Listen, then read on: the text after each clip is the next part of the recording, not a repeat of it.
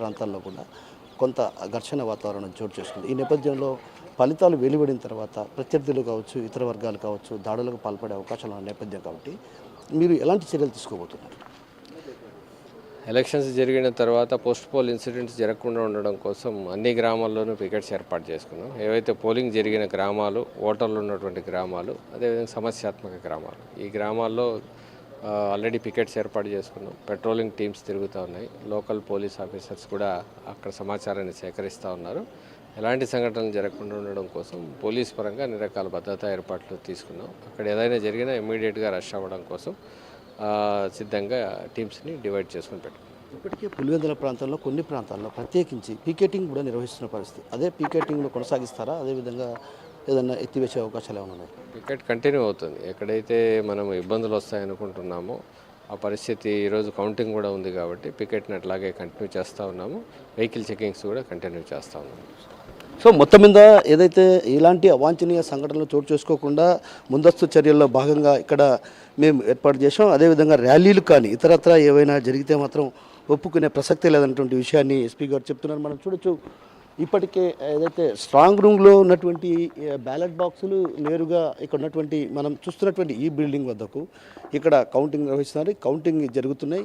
అయితే బ్యాలెట్ బాక్సులు కూడా ఇప్పటికే తెరుచుకున్నాయి.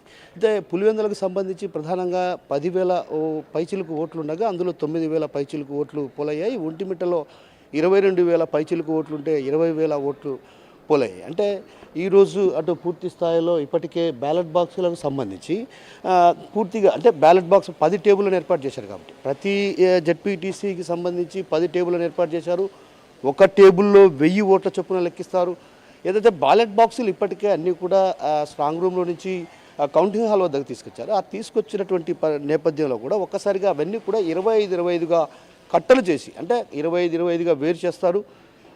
వేరు చేసిన తర్వాత కౌంటింగ్ ప్రక్రియను ప్రారంభిస్తారు. ఇక్కడ మనం గమనించాల్సిన విషయం ఏంటంటే ఇక్కడ టీడీపీ కాంగ్రెస్ పార్టీకి టీడీపీ ఏజెంట్లు అదేవిధంగా ఇండిపెండెంట్కి సంబంధించినటువంటి ఏజెంట్లు మాత్రమే ఇక్కడికి కౌంటింగ్ హాల్ వద్దకు రావడం జరిగింది. వైసీపీ బాయ్కాట్ చేసింది. అంటే కొంత కాంగ్రెస్ పార్టీ ఓటమిని అంగీకరించి వాళ్ళు కౌంటింగ్లోనికి రాని పరిస్థితి. అంటే ఒక రకంగా ఖచ్చితంగా ఇక్కడ తెలుగుదేశం పార్టీ గెలుస్తుందన్నటువంటి భావనతో వాళ్ళు కౌంటింగ్ రాని పరిస్థితి కనిపిస్తుంది. మనం ప్రధానంగా ఇక్కడ చూడాల్సినటువంటి విషయం ఏంటంటే పులివెందుల ఒంటిమిట్ట జెడ్పీటీసీకి సంబంధించి కౌంటింగ్ ప్రక్రియ మధ్యాహ్నానికి పూర్తయ్యే పరిస్థితి. ఎందుకంటే కేవలం 9,000 పైచిలకు ఓట్లు పులివెందుల జెడ్పీటీసీకి పోలయ్యాయి కాబట్టి అందులో 10 టేబుల్ అంటే ఒక టేబుల్లో 1000 ఓట్ల చొప్పున అంటే 25గా కట్టలు చేసి 40 కట్టలను ఒక టేబుల్పై ఉంచి ఆ తర్వాత కౌంటింగ్ ప్రారంభిస్తారు. ఈ కౌంటింగ్ ప్రక్రియ అంతా కూడా ఇప్పటికే ప్రారంభమైంది కాబట్టి ఇవన్నీ కూడా వీళ్ళు ఇప్పటికే నోట్ల ఏదైతే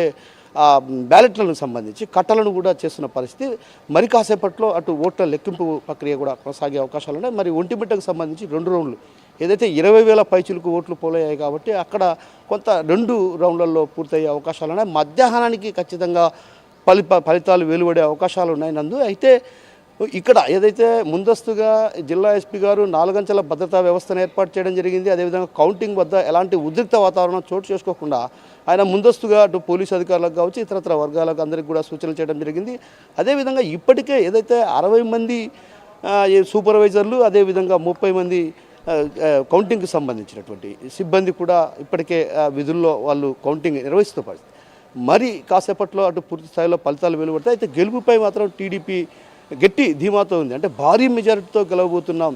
పులివెందుల లాంటి ప్రాంతాల్లోనే అలాంటి ప్రాంతం అంటే జగన్ అడ్డాలోనే టీడీపీ జెండాను రెపరెపలాడించబోతున్నాం అన్నటువంటి ధీమాను అటు టీడీపీ శ్రేణులు వ్యక్తం చేస్తుంటే అయితే వైసీపీ మాత్రం ఏదైతే జరిగినటువంటి పరిణామాలు అదేవిధంగా దొంగ ఓట్లు వంటివి పోలయ్యాయి అదేవిధంగా దౌర్జన్యాలకు పాల్పడాలన్నటువంటి భావనతో ఆ రీపోలింగ్ను కూడా బాయ్కాట్ చేసింది. ఈరోజు తాజాగా కౌంటింగ్ను కూడా అటు పూర్తి స్థాయిలో బాయ్కాట్ చేశారు.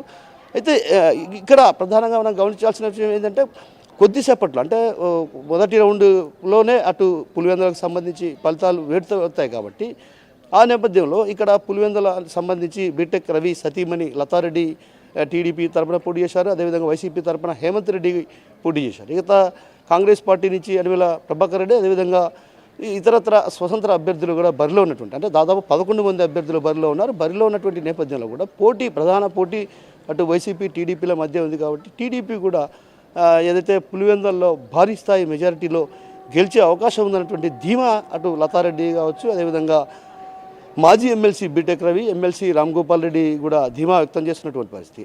మరోవైపు ఏదైతే ఒంటిమిట్టకు సంబంధించి ప్రధానంగా ఒంటిమిట్టలో కూడా అటు తెదేపా శ్రేణులు మొదటి నుంచి కూడా ప్రభుత్వం అమలు చేస్తున్నటువంటి సంక్షేమ పథకాలు కావచ్చు, అదేవిధంగా ఆ ప్రాంత అభివృద్ధి కోసం కట్టుబడి ఉన్నామంటూ కూడా కొంత హామీలు ఇచ్చి ప్రజల వద్దకు వెళ్ళడంతో కూడా ఒక్కసారిగా చైతన్యపరిచాం కాబట్టి ఓటర్లను మేము చైతన్యపరచడంతో వాళ్ళంతా కూడా తమకే ఓటు వేశారన్నటువంటి ధీమాను వ్యక్తం చేసిన పరిస్థితి కనిపిస్తుంది. కిషోర్, ఓవైపు ఇప్పటికే మీరు చెప్పినట్లుగా అక్కడ ఎవరు కూడా టీడీపీ నాయకులు కనిపిస్తుంది తప్పితే వైసీపీ నాయకులు అందరూ కూడా అక్కడ ఎవరు రావడం లేదు.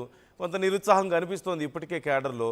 మరోవైపు మొన్న ఏవో కొన్ని గొడవలు జరిగాయంటూ వారు కంప్లైంట్ చేస్తున్నారు. నిన్న జగన్మోహన్ రెడ్డి గారు మాట్లాడుతూ కూడా రీపోలింగ్ నిర్వహించండి, ధైర్యం ఉంటే కేంద్ర బలగాలను పెట్టి అప్పుడు ఎవరు గెలుస్తారో చూద్దామని చెప్పి కూడా ఆయన కామెంట్ చేసినటువంటి పరిస్థితి మనం చూసాం. సో ఈ నేపథ్యంలో అంటే వైసీపీ ఇంకా ఏమైనా ప్రయత్నాలు చేసే అవకాశం ఉంది అంటే న్యాయ పోరాటం కానీ లేకపోతే అంటే తమకు న్యాయం జరగలేదంటూ వైసీపీ ఆరోపిస్తున్న నేపథ్యంలో ఏదైనా ప్రయత్నాలు చేసే అవకాశం ఉందంటారా? ఎగ్జాక్ట్లీ నందు, ఏదైతే దౌర్జన్యాలకు దిగి రిగ్గింగ్కు పాల్పడ్డారన్నటువంటి ఆరోపణలు అటు వైసీపీ ఆరోపణలు చేస్తుంది. అయితే ఈ క్రమంలో ఇక్కడ జరిగినటువంటి పరిణామాలు విత్ ఆధారాలతో సహా నిన్న జగన్ ప్రెస్ మీట్లో చెప్పడం జరిగింది. అయితే రీపోలింగ్ కంపల్సరీ కావాలి, కేంద్ర బలగాలతో రీపోలింగ్, ఎందుకంటే ఇక్కడ స్థానికంగా ఉన్నటువంటి లోకల్ పోలీసులపై తమకు నమ్మకం లేదు, ఎందుకంటే పోలింగ్ సజావుగా నిర్వహిస్తారా లేదన్నటువంటి భావన లేదు కాబట్టి ఖచ్చితంగా కేంద్ర బలగాలతో రీపోలింగ్ నిర్వహించాలని కూడా ఆయన కోరటం జరిగింది. అయితే వైసీపీ శ్రేణులు కూడా అటు పెద్ద ఎత్తున ఆరోపిస్తున్నది ఏంటంటే దౌర్జన్యాలకు దిగారు, అటు అందరూ కూడా దౌర్జన్యాలకు దిగి రిగ్గింగ్కు పాల్పడ్డారు, దొంగ ఓట్లు వేయించుకున్నారన్నటువంటి భావన అటు వైసీపీ శ్రేణులు కూడా ఆరోపణలు చేస్తున్న పరిస్థితి.